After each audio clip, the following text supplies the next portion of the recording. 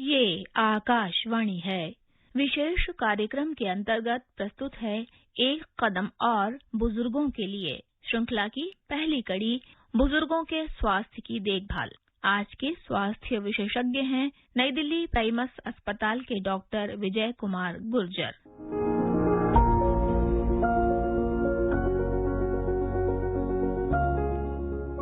नमस्कार मित्रों, मैं अशोक अग्रोही अपनी साथी कनकलता के साथ इस कार्यक्रम में आपका स्वागत करता हूं, जिसका नाम है एक कदम और बुजुर्गों के लिए। मित्रों, आप सभी को पता है कि जैसे जैसे हमारी उम्र बढ़ती जाती है, हमारा शरीर कमजोर होने लगता है, बीमारियां हमें घेरने लगती हैं। बढ़ती उम्र से संबंधित बीमारियों के बारे में जानकारी लेने और श्रोताओं के सवालों का जवाब देने के लिए आज हमारे साथ हैं जेरिएट्रिक्स विशेषज्ञ डॉक्टर विजय कुमार गुर्जर। डॉक्टर साहब, हमारे इस कार्यक्रम में आपका स्वागत है। श्रोताओं, हमारा ये कार्यक्रम वरिष्ठ जन की समस्याओं पर आधारित तो है ही, साथ ही परिवार और समाज में वरिष्ठ जन की मार्गदर्शक भूमिका को रेखांकित करने का भी अवसर है। श्रोताओं, इस कार्यक्रम का प्रथम अंक बुजुर्गों का स्वास्थ्य हमारी जिम्मेदारी विषय पर आधारित है। हमने श्रोताओं से इस विषय पर सवाल आमंत्रित किए थे। हमें कई सवाल व्हाट्सएप और ईमेल के जरिए प्राप्त हुए हैं। डॉक्टर साहब, श्रोताओं के हम सवाल लेंगे, आप उनके बारे में जानकारी देंगे, उन्हें आश्वस्त करेंगे कि वो बीमारियों के शिकार न हो। अगर शिकार हैं तो उन्हें कैसी सुविधा रहेगी। सबसे पहले तो मैं आकाशवाणी का शुक्रिया अदा करना चाहूंगा कि इतनी अच्छी पहल शुरू करने के लिए, हमारे बुजुर्गों के लिए, जिन्होंने हमें पहला कदम लेना सिखाया। आज एक कदम हम उनकी तरफ बढ़ा रहे हैं। उनकी देखभाल कैसे की जाए, उनको जो देखभाल करने वाले हैं उनको क्या क्या समस्याएं आती हैं। और ओपीडी में जब मैं बुजुर्गों को देखता हूं तो एक एक बुजुर्ग को हम समझाते हैं। तो आज आकाशवाणी के जरिए ये मैसेज जो है इतने सारे लोगों के पास पहुंचेगा।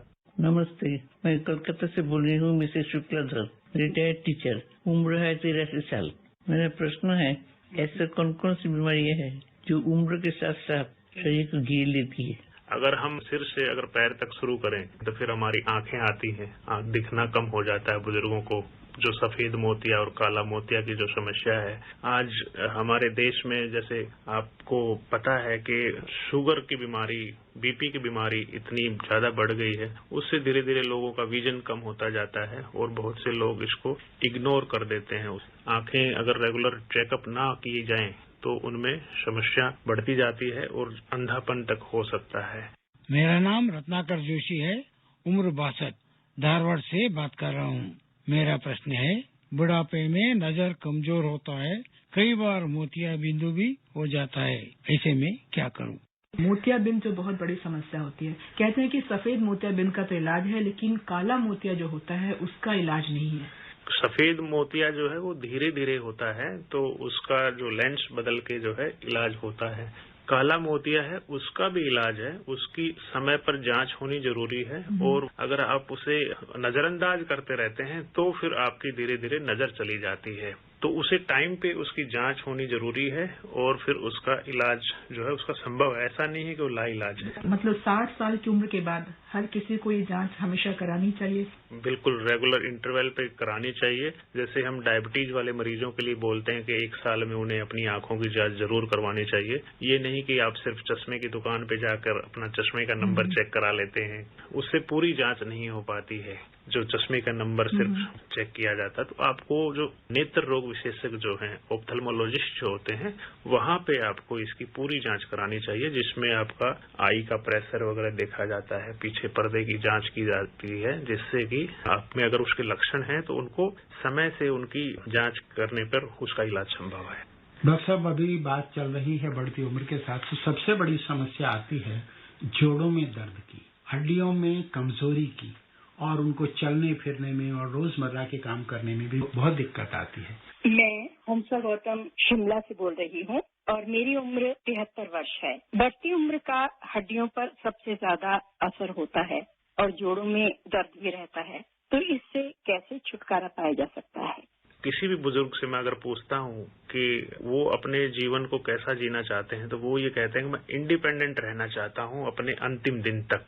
तो एक डिपेंडेंसी जो लोगों में आती है आपके घुटने खराब होने से या आपके जोड़ों में दर्द होने की वजह से, जो अपने रोजमर्रा का काम भी नहीं कर पाते हैं। तो उसके लिए जरूरी है कि आप समय पे अपनी जांचें कराएं, उसके लिए जो नियमित फिजियोथेरेपी जो बताई जाती है वो कीजिए। और कुछ लोगों के घुटने बहुत ज्यादा खराब हो जाते हैं या जोड़ बहुत ज्यादा खराब हो जाते हैं, उसमें आजकल देखा गया है गठिया बाव भी जो है, जो पहले जवान लोगों में ज्यादा देखा जाता था, अभी बुजुर्गों में भी काफी देखा जाता है, जिसका लेट ऑनसेट रूमेटॉइड आर्थराइटिस हम उसे बोलते हैं। उसके केस भी अभी आजकल काफी आ रहे हैं। तो उसका भी समय पर जांच होने पर इलाज संभव है, जो ज्वाइंट डिफॉर्मिटी वगैरह ना हो। और अगर आपके घुटने या आपके ज्वाइंट इतने खराब हो चुके हैं कि आप बहुत ज्यादा आपको परेशानी है चलने फिरने में, तो फिर उसमें रिप्लेसमेंट से आपको नहीं डरना चाहिए। और जो कुछ लोगों के मन में डर रहता है कि ये सफल नहीं होता है, या उन्होंने किसी का सुन लिया होता है कि उनके घुटने का ऑपरेशन हुआ था, डरते हैं वो चल नहीं। इसी तरह हड्डियों के साथ साथ मांसपेशियों पे भी उम्र का बहुत असर दिखाई देता है। हमने देखा है बहुत तगड़े तगड़े पहलवान भी अपनी उम्र बढ़ने के साथ बहुत कमजोर हो जाते हैं। तो मांसपेशियों पे हमारी इस बढ़ती उम्र का क्या असर पड़ता है और उसका असर कम करने के लिए हमें क्या करना चाहिए? जी, मांसपेशियों पे जो हमारा मसल लॉस होता है उसको हम सार्कोपीनिया बोलते हैं हमारी भाषा में, जो साइंस की भाषा है।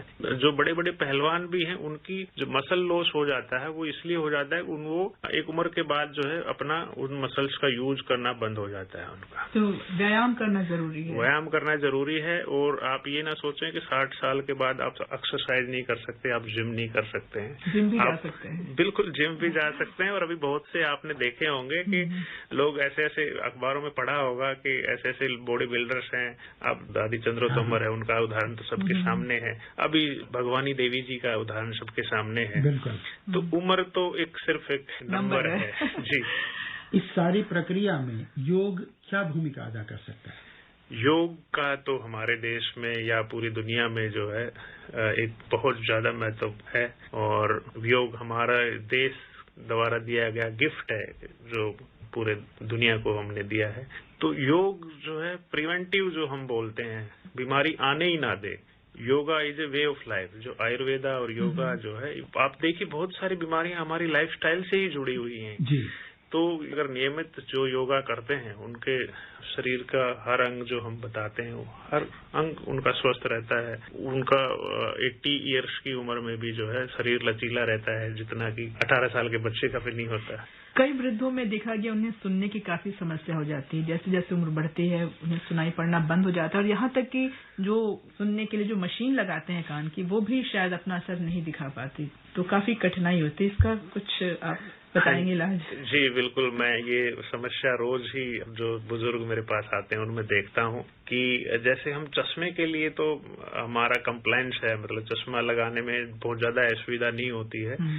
बट हेयरिंग एड में जो है समहाउ उसका इतना अच्छा कंप्लायंस नहीं होता है। उसमें से कुछ लोगों को जैसे आवाज आती है या वो उनको ठीक से सेट नहीं होता है, तो वो 1-2 प्रयास के बाद उसे छोड़ ही देते हैं। जी। कई बार तो ये बहुत बड़ी समस्या है। दोबारा वो डॉक्टर के पास जाते नहीं है। हेयरिंग एड और चश्मे में यही फर्क है। दोनों एड हैं, वो आई के लिए है, ये आपके कानों के लिए है। लेकिन यहाँ समस्या जो है उसमें टेक्निकल है कि वो उसमें दिक्कत आती है। बहुत से लोगों को मैं देखता हूँ सूट नहीं करता है। तो उसमें जरूरी है कि उसका फॉलोअप किया जाए। जो समस्या आती है उसका निवारण हो सकता है अगर वो उसे रेगुलर फॉलोअप करेंगे। तो हम अपने श्रोताओं को याद दिलाना चाहते हैं कि अब डॉक्टर साहब ने कहा कि जिस तरह एक चश्मा आसानी से लगाया जा सकता है, उसी तरह अगर किसी को सुनने में कोई परेशानी है तो उन्हें भी हियरिंग एड का इस्तेमाल करना चाहिए, ठीक वैसे ही जैसे चश्मे का किया जा सकता है। इसमें लापरवाही नहीं बरतनी चाहिए।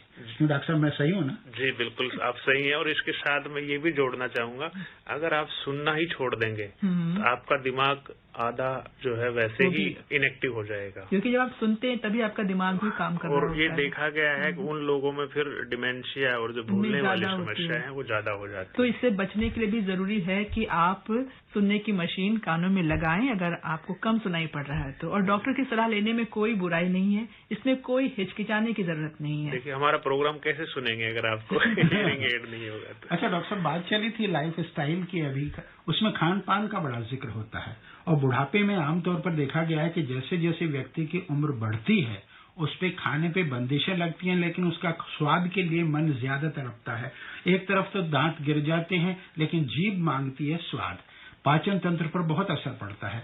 ऐसे में आप हमारे उम्र दराज लोगों के लिए क्या सुझाव देना चाहेंगे कि उनका पाचन तंत्र भी ठीक रहे और वो अच्छे स्वाद का आनंद तो उनका जो टेस्ट बर्ड है वो भी सेटिस्फाई होता रहे? जी, इसमें देखिए जैसे कि आपने बताया है कि उम्र के साथ बहुत सी बंदिशें लग जाती हैं, परहेज शुरू हो जाते हैं। कई बार तो डॉक्टर के बिना कहे भी आप इतने खुद भी लोग शुरू कर देते हैं कि मुझे जो है बीमारियां हो जाएंगी या मुझे शुगर है। तो इसमें हमारी जो साइंस मानती है वो यही है कि आप अपनी quality of life is more important then the quantity of life. मतलब अगर आपको शुगर भी है तो आपके जो टारगेट्स हैं, जो HbA1c और ब्लड शुगर का फास्टिंग और PP का जो हम टारगेट्स बोलते हैं, वो हम सीनियर सिटीजन्स में थोड़ा लूज रखते हैं, उसको हम बहुत टाइट नहीं करते हैं जो एक यंग उसके लिए करते हैं। क्योंकि जो डायबिटीज या उसके जो साइड इफेक्ट्स हैं या उनके जो कॉम्प्लिकेशंस हैं उनको बहुत साल लगते हैं होने में। तो एक बुजुर्ग के लिए जो है एक लिहाज से अच्छा है कि उनके पास उतना समय नहीं होता है कि वो कॉम्प्लिकेशंस उनमें डेवलप हों, तो वो थोड़ा सा हम उनमें लूज रख सकते हैं। और दूसरी बात है उनमें टाइट कंट्रोल करने से उनका शुगर लो होने के बहुत चांसेस रहते हैं। तो उस वजह से हम उन्हें बोलते हैं कि आप अपनी शुगर को बहुत ज्यादा टाइट मत करिए और जो आपका मन करता है थोड़ा बहुत खा सकते हैं। एक चीज और पूछनी थी डॉक्टर साहब की आर्टिफिशियल जो स्वीटनर होता है वो लोग लेते हैं कि हम सफेद चीनी नहीं खाएंगे, हम ये डाल लेंगे, चीनी चाय में एक गोली वो डाल लेंगे, तो वो लेना क्या ठीक होता है? जी, शुगर फ्री का जो है, जैसे हम यहाँ श्रोता को मैं बताना चाहूंगा कि उसमें बहुत से शोध हुए हैं और जो अब तक सामने आया है यही है कि अगर आप अफोर्ड कर सकते हैं तो आप उन्हें ले सकते हैं। अदरवाइज आप चीनी जो है वैसे भी 40 के बाद कम करनी चाहिए। चीनी जो है हम बोलते हैं कि एक नया पॉइजन है आपके लिए। डॉक्टर साहब, एक सीधे सादे लफ्जों में अगर हम समझें तो हमारे बुजुर्ग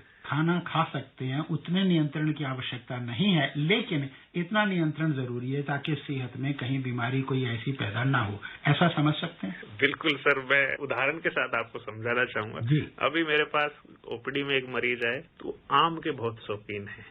जी, आपने बहुत अच्छी चर्चा की है, क्योंकि अक्सर जो होते हैं शुगर के पेशेंट वो कहते हैं कि हम आम कैसे खाएं, हमारा शुगर बढ़ जाएगा। आम का सीजन है उनका, उससे पहले अच्छा चल रहा था, अभी मैंने रिपोर्ट देखी तो सब गड़बड़ है। मैंने कहा क्या आम खाने की वजह से? जी, उनकी वाइफ ने मुझे बताया कि सर आम पे आम खाते रहते हैं। ऐसे और कौन कौन से फल हैं जो शुगर के मरीजों को नहीं लेने चाहिए या कितनी मात्रा में लेना वही चाहिए? जो आप कह रहे हैं मात्रा का इसमें सवाल है। मैंने उन्हें कहा कि आम का अपने टेस्ट के लिए आप जो है आप बिल्कुल ही उसका त्याग मत कीजिए, आप उसे एक नियंत्रण जो मात्रा है उसमें लें। और एक बात मैं यहाँ कहना चाहूँ, बहुत से लोग तो भूख ना लगने की समस्या से परेशान हैं, तो उनके लिए मैं ये बताना चाहूंगा कि वो अपना भोजन जो है थोड़ा बार बार करने की आदत डालें, थोड़ा थोड़ा करके, जैसे बच्चे खाते हैं उसी तरह से ही आपको आपके जो केयर गिवर्स हैं उनके लिए भी मैं ये कहना चाहूंगा कि वो ये ना सोचें कि उनके बुजुर्ग जो हैं सुबह दोपहर शाम के खाने में उनका हो जाएगा, क्योंकि वो एक बार में उतनी खाना नहीं खा पाते हैं। अगर खा भी लेते हैं तो वो उनको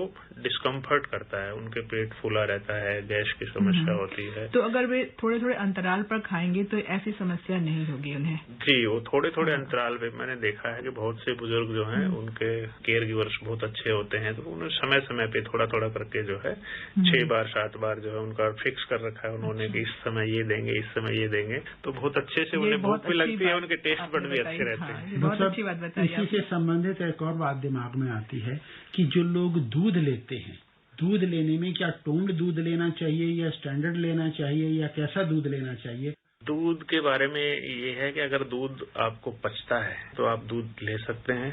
गाय का दूध अगर मिलता है तो बहुत अच्छा है, नहीं तो आप टोन दूध जो है वो ले सकते हैं। उसमें एक मैं ये और बताना चाहूंगा कि आप जो दूध वाला जो है वो अगर रात को आपको पीने की आदत है उसे आप थोड़ा अवॉइड करें तो अच्छा रहता है, क्योंकि रात को दूध पीने के बाद फिर आपको जो है यूरिन पास करने के लिए रात में उठना पड़ता है, तो उसमें फिर कई बार मैंने देखा है कि बहुत से लोग जो हैं बाथरूम में फिसल कर गिर जाते हैं या रात में अंधेरा होता है तो फिसल जाते हैं, वहां गिर जाते हैं, और कूल्हे की हड्डी वगैरह टूटना, जो हम बात कर रहे थे हड्डियों की कमजोरी की, ऑस्टियोपोरोसिस हम उसे बोलते हैं। हमारे देश में बुजुर्गों में विटामिन डी की और हड्डियों की कमजोरी की काफी बड़ी समस्या है और उसे प्रिवेंट करना बहुत ही आसान है। आप विटामिन डी के कैप्सूल्स ले सकते हैं। आप जो है अपने खाने पीने में दूध या कैल्शियम वगैरह की मात्रा को बढ़ा सकते हैं, कैल्शियम की टैबलेट ले सकते हैं। अपना डेक्सा स्कैन वगैरह जो होता है हमारा, वो करके जांच करा के आप देख सकते हैं, तो उसका ट्रीटमेंट ले सकते हैं। तो महिलाओं में अक्सर ये ज्यादा देखा गया है कि एनीमिया, विटामिन डी और हड्डियों की कमजोरी जो है काफी ज्यादा होती है। कुछ लोगों का आमतौर पे खान पान जीवन भर ऐसा रहा होता है, उन्होंने अच्छा खाया होता है, अच्छा पिया होता है, दूध दही घी वगैरह, खासतौर पर हमारे हरियाणा, उत्तर प्रदेश और पंजाब के इलाके के जो लोग हैं, तो ऐसे लोगों के लिए अचानक दूध घी छोड़ देना ये कहाँ तक सही है? अगर लेना है तो घी कितनी मात्रा में ले सकते हैं? जी, जैसे कि देखा गया है कि जिन लोगों को आदत होती है घी दूध खाने की, वो बड़ा मुश्किल होता है उनसे छुड़वा पाना। और मैं तो इस चीज का एडवोकेट भी नहीं हूँ कि मैं उनके छुड़वाऊं। मैं तो कहता हूँ कि आप खा सकते हैं, बट आप जो है घी बिल्कुल ही, बहुत से लोग तो बिल्कुल सूखी रोटी खाना शुरू कर देते हैं। उस तरह से नहीं करना है, नियमित नियंत्रित मात्रा में आप ले सकते हैं, और उसमें गाय का घी अगर होगा तो बेहतर है। गुवाहाटी से हमारे एक श्रोता ने पूछा है कि भूलने की बीमारी क्या है। मेरा नाम धर्मकांत दास है, उम्र 65 साल है, मैं गुवाहाटी से हूँ। भूलने की बीमारी क्या है? डिमेंशिया जो है, हम उसे भूलने की बीमारी भी बोलते हैं। जो हमारा दिमाग है, जो हम कैलकुलेशंस पहले जो गिनती वगैरह कर पाते थे, जो हिसाब किताब हम कर पाते थे, वो हम अब नहीं कर पाते हैं। जो छोटे मोटे जो काम होते हैं घर के, उन सब में दिक्कत आ जाना, यहाँ तक कि अपना जो दैनिक कार्य वो भी नहीं कर पाते। हाँ, उनमें वो दिक्कत आ, जैसे गैस वगैरह चलाने में कुछ लोग गैस चला के या रास्ता भूल जाना, आपका रास्ता जो भूल जाना, नेविगेट करना जो बोलते हैं हम, के अपने गांव में ही जो है आप अपने घर का रास्ता भूल जाते हैं, या घर में भी कई बार जो है आप अपने वॉशरूम का रास्ता भूल जाते हैं कि बाथरूम कहाँ है, आपका किचन कहाँ है। टेलीफोन नंबर भूल जाना, बच्चों के नाम भूल जाना, जी, और ये सवाल बार बार करना, ये भी देखा गया है। रिपीटेशन ऑफ, जो ये अर्ली साइंस हैं। तो उस तरह की चीज जो पहले आप सीरियल्स देखते थे, खासकर महिलाओं के लिए मैं बता रहा हूँ कि उनको या किसी से भी बात करके जो उनमें खुशी मिलती थी, आजकल नहीं मिलती खुशी नहीं पा रहे हैं। तो ये सब जो व्यवहार में बदलाव है, ये डिमेंशिया के हमारी श्रोता है झारखंड से, उन्होंने डिमेंशिया के बारे में पूछा है। आइए सुनते हैं उनका सवाल। मैं झारखंड की राजधानी रांची से बोल रही हूँ। मेरा नाम अख्तरी बानो है, उम्र 62 साल है। डॉक्टर, आपसे जानना चाहती हूँ कि क्या ये सच है कि डिमेंशिया में आदमी की याददाश्त कम हो जाती है? इसके अलावा इस बीमारी के और कौन कौन से लक्षण हैं? तो डिमेंशिया का जो है, हम सिर्फ मेमोरी से ज्यादा इसे देखते हैं कि याददाश्त में कमी, बट इसके और भी दायरे हैं जो हम बातचीत करने में, ये सब चीजों में भी जो है बुजुर्ग के व्यवहार में बदलाव है, वो कई बार जो है अर्ली डिमेंशिया के भी साइन होते हैं कि चिड़चिड़ापन हो जाना, किसी चीज में मन न लगना, जो चीजें पहले आप कर रहे थे वो आज आपको पसंद नहीं है, आप बाहर घूमने जाते थे वो आप आजकल नहीं कर रहे हैं। हम सोचते हैं कि बुजुर्गों को अभी किसी ऑफिस नहीं जाना, बहुत ज्यादा फाइनेंशियल उसमें वो इन्वॉल्वमेंट नहीं है, तो उनके डिमेंशिया का हमें बहुत लेट पता चलता है, जब वो बिल्कुल ही सामने अपने पत्नी का भी कई बार नाम भूल जाते हैं। डॉक्टर साहब, एक स्वाभाविक सा प्रश्न मन में आता है कि डिमेंशिया में याददाश्त कम होना जरूरी है? क्या ऐसा भी संभव है कि डिमेंशिया भी हो और याददाश्त भी उसकी ठीक ठाक हो? जी, वन ऑफ द डोमेन जो हम बोलते हैं कि वो मेमोरी है, बाकी याददाश्त हो सकता है कि बहुत लेट जाए, तब तक आपकी इंटैक्ट वो रह सकती है, सही सलामत रह सकती है, उसके साथ भी आपको डिमेंशिया के लक्षण हो सकते हैं। तो इस तरह की स्थिति ना आए, इसके लिए हमें किन किन बातों का ध्यान रखना चाहिए? और अगर ये डिमेंशिया अल्जाइमर हो जाए तो हम क्या कर सकते हैं कि इसका जो असर है वो इतना सीवियर ना हो? सबसे पहले तो अगर हम इसकी रोकथाम की बात करें या इसे टालने की बात करें, तो ये एक न्यूरो डिजेनरेटिव डिसऑर्डर हम इसे बोलते हैं कि धीरे धीरे दिमाग की जो हमारे वो न्यूरॉन्स हैं वो धीरे धीरे डिजेनरेट होना शुरू हो जाते हैं, उनमें कमी आना शुरू हो जाती है। तो इसे रोक सकते हैं एक्टिव रह के। हमारा ब्रेन अगर एक्टिव रहेगा तो ये जो डिमेंशिया है ये बहुत लेट स्टेज में जाके आपको आएगा। अगर आप अपने दिमाग को यूज करना बंद कर देंगे धीरे धीरे, अभी जैसे हमने फोन नंबर याद करना बंद कर दिए हैं। आपके कहने का अर्थ यह है कि हमारे शरीर को और दिमाग को दोनों को अभ्यास की आवश्यकता है और अभ्यस्त बने रहना है, तब हम डिमेंशिया से बच पाएंगे। यही जैसे कि आपने पहले भी कहा था, बड़े से बड़े पहलवान की जो मसल्स हैं वो बहुत टाइट जो होती थी वो लूज हो जाती है, इसी तरह से ही बड़े से बड़े विद्वान की ब्रेन अगर यूज नहीं होगा तो वहाँ पे भी ऐसे ही लूज हो जाएगा और हमें वो दिखती नहीं है। इसलिए कहते हैं कि हमेशा नई नई भाषा सीखते रहे, नई भाषा सीखना और जो पहेलियां होती हैं शब्दों की वो करते रहे तो आपका दिमाग स्वस्थ रहेगा। एक दिमाग का जो कहते हैं दिमाग की कसरत होती रहेगी। इस तरह जो सुडोकू है, दिमाग की कसरतें जो होती हैं वो आप कर सकते हैं। इंस्ट्रूमेंट आप सीख सकते हैं, इस उम्र में आके भी आप इंस्ट्रूमेंट सीख सकते हैं।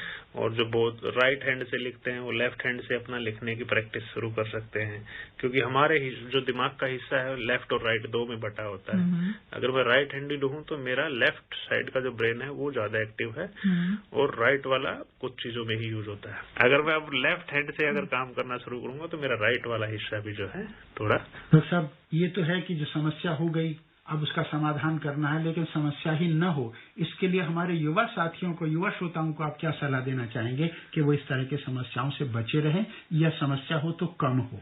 तो आपको 18 ईयर्स से ही अपनी लाइफस्टाइल को अच्छा रखना पड़ेगा अगर आप 80 साल की उम्र में स्वस्थ रहना चाहते हैं। तो ये नहीं है कि आप 70 के बाद जो है अपने शरीर पे गौर करना शुरू करेंगे, तब तक आपको बहुत सारे रोग घेर चुके होंगे। तो अपनी लाइफस्टाइल को आप अच्छा रखिए। हमारी योगा है, आयुर्वेदा है, अपनी लाइफस्टाइल अच्छी रहेगी आप इन बीमारियों से, क्योंकि डिमेंशिया और इन सब में भी आपका हाइपरटेंशन, डायबिटीज इन्हीं का रोल है।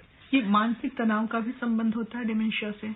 जी, मानसिक तनाव जो है, डिप्रेशन जिसे हम बोलते हैं हम भाषा में, आजकल आपने सुना होगा बहुत ज्यादा चलन में है। बहुत लोग सोचते हैं कि बुजुर्गों को क्या डिप्रेशन होगा, लेकिन हमारे बुजुर्ग भी जो है डिप्रेशन से बहुत ज्यादा ग्रसित हैं और कई बार डिप्रेशन की वजह से वो चीजों में इंटरेस्ट लेना बंद कर देते हैं, किसी भी सवाल का जवाब देना बंद कर देते हैं और वो सूडो डिमेंशिया हम उसे बोलते हैं कि हमें लगता है कि इनकी याददाश्त चली गई, बट वो उनका इंटरेस्ट ही नहीं होता। पिछले दिनों कोविड-19 का प्रकोप रहा, तो इस कोविड-19 के दौर में बुजुर्गों पर क्या असर पड़ा है और अब असर न रहे या असर कम रहे, इसके लिए अब हमें बुजुर्गों की कैसे देखभाल करनी चाहिए?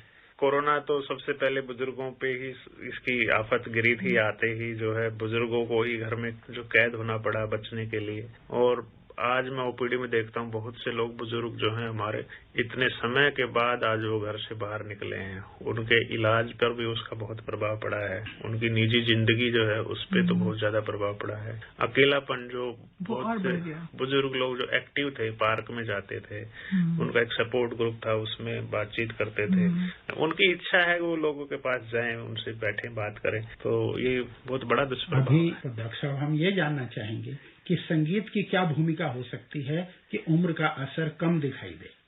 संगीत की बहुत ज्यादा भूमिका है और मेरे पास तो मरीज कई बार एडमिट होते हैं तो अपना रेडियो साथ लेके आते हैं। आकाशवाणी के इतने फैन होते हैं जो बुजुर्ग मरीज हैं हमारे, वो अपना रेडियो साथ लेके आते हैं, सामने टीवी लगा हुआ है उसे बंद रखते हैं और उसी में उनका पूरा दिन आकाशवाणी चलता रहता है, उसमें उनके गाने चलते रहते हैं। डॉक्टर साहब आपने हमें प्रोत्साहित कर दिया। अब हम ये जानना चाहेंगे कि आपकी पसंद का ऐसा कोई गीत जो आप अपने इन श्रोताओं को सुनवाना चाहें अपनी तरफ से। मैं बहुत से बुजुर्गों को बोलता हूँ कि आप 60 के बाद अपने घर पे मत बैठिए। आप ये मत सोचिए कि आप रिटायर हो गए हैं। तो मैं उनको कहता हूँ कि अभी तक जो आप जिए हैं वो अपने बच्चों के लिए जिए हैं। उनके लिए मैं एक ये गीत जो है बताना चाहूंगा कि किसी की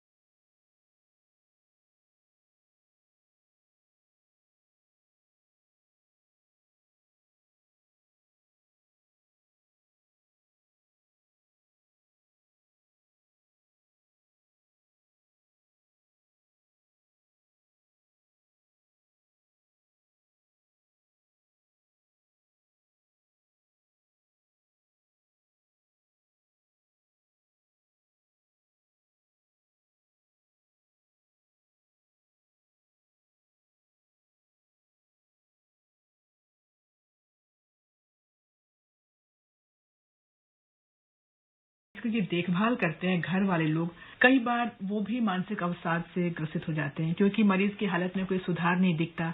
तो उनके लिए आप क्या सलाह देना चाहेंगे? उनको किस तरह से उन्हें अपना मनोबल बनाए रखना चाहिए, अपना धीरज बनाए रखना चाहिए? जो बुजुर्ग लोग हैं जिन्हें डिमेंशिया है, वो एक बिल्कुल एडवांस स्टेज में अगर हम बात करें तो वो बिल्कुल बच्चे की तरह हो जाते हैं। जैसे वो अपना पहला कदम नहीं लेना जानते, जो खाना पीना वो उन्हें हम सिखाते हैं, तो उन्हें तो हमें पता है कि वो बच्चे हैं, उन्हें अभी सीखा ही नहीं है।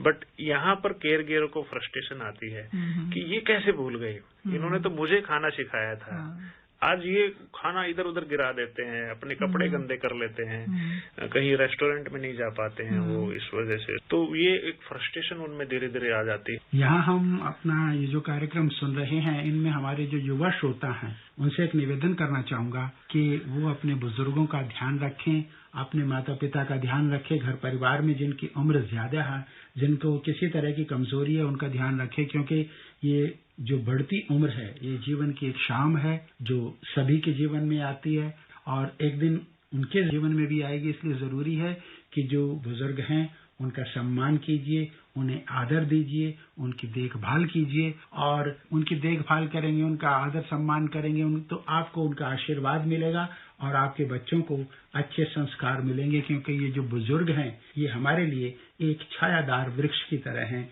और इनकी छाया में हम पले बढ़े हैं, तो इनको आंगन में बसा के इनकी छाया में बैठना हमें अच्छा लगता है। अशोक जी, एक गाना तो यहाँ सुनना बनता है हमारा। कौन सा? ले लो दुआएं माँ बाप की। वो बिल्कुल सही बात है कि बहुत जरूरी है हमारी युवा पीढ़ी के लिए कि वो अपने बुजुर्गों की दुआएं लें, क्योंकि आशीर्वाद मिलेगा तो वे भी फलेंगे, फूलेंगे और स्वस्थ रहेंगे। ले लो दुआएं माँ बाप की, ले लो दुआएं माँ बाप की, सर से उतरेगी कठरी पाप की, ले लो दुआएं माँ बाप की।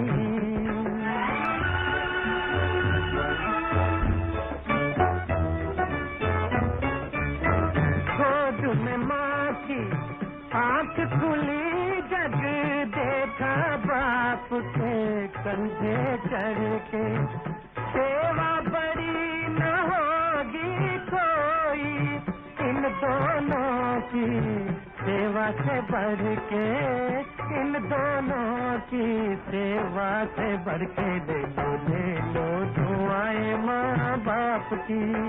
डॉक्टर विजय, इस पूरी चर्चा के बाद ऐसी कोई सलाह या संदेश जो आप हमारे श्रोताओं यानी वरिष्ठ नागरिकों को देना चाहें? हमारे बुजुर्ग जो हैं वो अपने आप में सक्षम हैं, वो हमारे ऊपर बोझ नहीं है, वो हमारे एसेट्स हैं, हमारे देश के लिए, हमारे परिवार के लिए, हमारे समाज के लिए अनुभव की खान है। और जो भी एक्टिव सीनियर सिटीजन्स हैं, मैं उनसे आग्रह करता हूं कि वो अपनी सोसाइटी में जो लोग कुछ हद तक डिपेंडेंट हैं या जो समस्याओं से जूझ रहे हैं उनका साथ दें। और जो हमारे युवा साथी हैं उनसे मेरा आग्रह है कि वो अपने आसपास सोसाइटी में जो है बुजुर्गों की मदद कर सकते हैं, सपोर्ट ग्रुप एक बना सकते हैं, जो पार्क में बुजुर्ग जो आते हैं उनके साथ मिलके उनकी समस्याओं को हल कर सकते हैं। धन्यवाद डॉक्टर साहब, आज आपने जो जानकारी दी उससे हमारे वरिष्ठ साथियों को तो लाभ होगा ही, साथ ही उनके परिवार के सदस्य भी अब बुजुर्गों की अच्छी तरीके से देखभाल कर पाएंगे। आप यहाँ आए, आपने इतनी अच्छी अमूल्य जानकारी दी और प्रोत्साहित किया हमारे बुजुर्गों को, हमारे उम्रदराज श्रोताओं को। आपका बहुत बहुत धन्यवाद। श्रोताओं, ये थे जेनेटिक्स विशेषज्ञ डॉक्टर विजय कुमार गुर्जर, जो आपको बढ़ती उम्र की बीमारियों और डिमेंशिया के बारे में बता रहे थे। श्रोता, हम आपको याद दिला दें कि एक कदम और बुजुर्गों के लिए कार्यक्रम का अगला अंक FM गोल्ड पर रविवार 31 जुलाई को रात 9:30 बजे प्रसारित होगा। इसमें आपको बुजुर्गों की भावनात्मक देखभाल यानी इमोशनल वेलबींग के बारे में जानकारी दी जाएगी। आप अपने सवाल हमें व्हाट्सएप नंबर पर भेज सकते हैं। हमारा नंबर है 9289094044। हमारा ईमेल आईडी है एक कदम और airnews@gmail.com। कार्यक्रम के अगले अंक में आपसे फिर मुलाकात होगी। सुनना ना भूलें कार्यक्रम एक कदम और बुजुर्गों के लिए।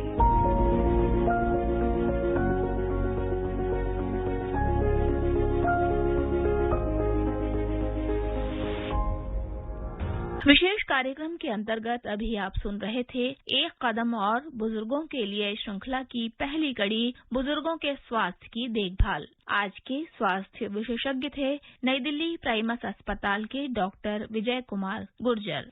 ये कार्यक्रम आकाशवाणी के समाचार सेवा प्रभाग द्वारा प्रस्तुत किया गया। इसे आप हमारे mobile app news on AIR और YouTube channel news on AIR official पर भी सुन सकते हैं।